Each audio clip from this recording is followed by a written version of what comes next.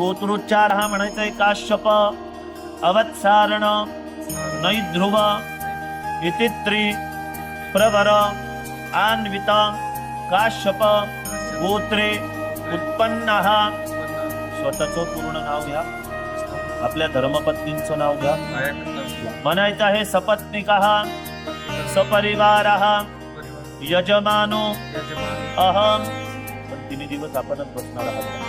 म्हणायचं आहे मम आत्मनः श्रुती स्मृती पुराणोक्त शास्त्रोक्त पुण्यफल प्राप्ती अर्थम बाल्य यौवन तारुण्य अन्यतम अवस्थासु ज्ञानतः अज्ञानतः प्रसंगतः प्रमादतः कायिक वाचिक मानसिक सांसर्गिक पृष्ठ अस्पृष्ट पीतापीत भुक्ताभुक्त सकलपातक अतिपातक लघुपातक संकरीकरण मलनीकरण अपात्रीकरण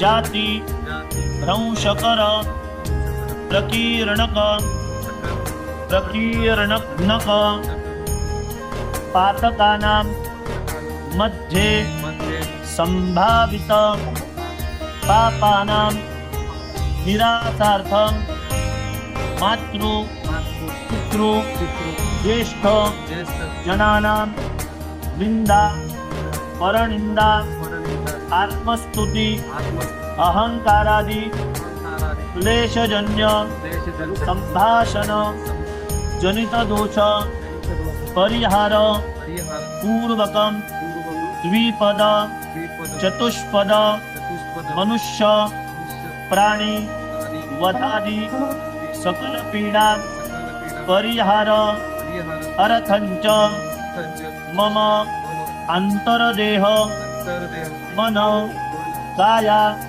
वाचा संशुद्धि अर्थम याग कर्म अधिकार सिद्ध्यर्थम दिनत्रय साध्य भगवती याग कर्म अंगभूत शरीर शुद्ध्यर्थम दशविध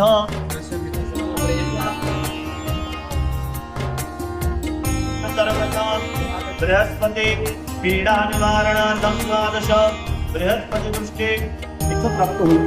तर आपल्या जीवनामध्ये जन्मापासून तर या तारुण्य अवस्थेपर्यंत ज्या ज्या अवस्थेतून आपण पुढे आलो, तर या प्रत्येक अवस्थेमध्ये जाताना आपल्या हातून काही पातकांचं पालन होतं. त्यामध्ये 3 प्रकारची पातकं सांगितलेली आहेत. पहिलं आहे कायिक म्हणजे शरीरापासून होणार. आपण चालताना भरपूर अशा जीवजंतूंची आपल्याकडनं हत्या होते. एखाद्या मनुष्याला एखाद्या प्राण्याला आपल्याकडनं मारलं जातं, तर याला म्हणतात कायिक पाप. या कायिक पापामध्ये 30 प्रकारची पातकं आपल्या हातनं रोज होत असतात. दुसरं पाप आहे वाचिक पाप. मानसिक म्हणजे मनामध्ये दुसऱ्याच्या प्रती वाईट भावना निर्माण जिथे होते त्याला म्हणतात मानसिक पातक. तर अशा पद्धतीने 30 पातकं हे मानसिक पापामध्ये येतात. असे रोज आपण जसं विवाहादी कर्मामध्ये आपण गुरुचं बल पाहतो, तसं या यज्ञकर्मामध्ये सुद्धा गुरुचं बल अपेक्षित आहे.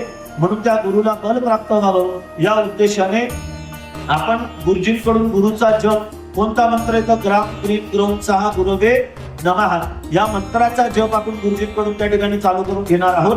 तर जे गुरुजी आपण त्या ठिकाणी आता ऑफिसमध्ये बसलेले आहेत नाही, तर याला म्हणतात अक्रोधना. म्हणजे तेवढे शुद्ध ठेवायचे. म्हणजे तुम्ही वॉशरूमला जाऊन आलात, बाथरूमला जाऊन आलात, कुठून बाहेरून जाऊन आलात, तर पहिल्यांदा आल्यानंतर हातपाय धुवायचे, गुळणा करायच्या. म्हणजे काय होतं, आपलं बाह्य शरीर आंतर शरीर दोन्ही पण शुद्ध होतं. अशा पद्धतीने शौचपरा म्हणजे शरीराची शुद्धता ठेवायची.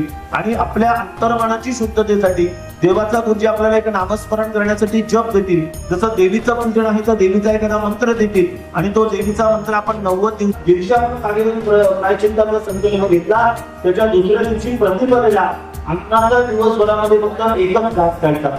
द्वितीयेला 2, तृतीयेला पौर्णिमेपर्यंत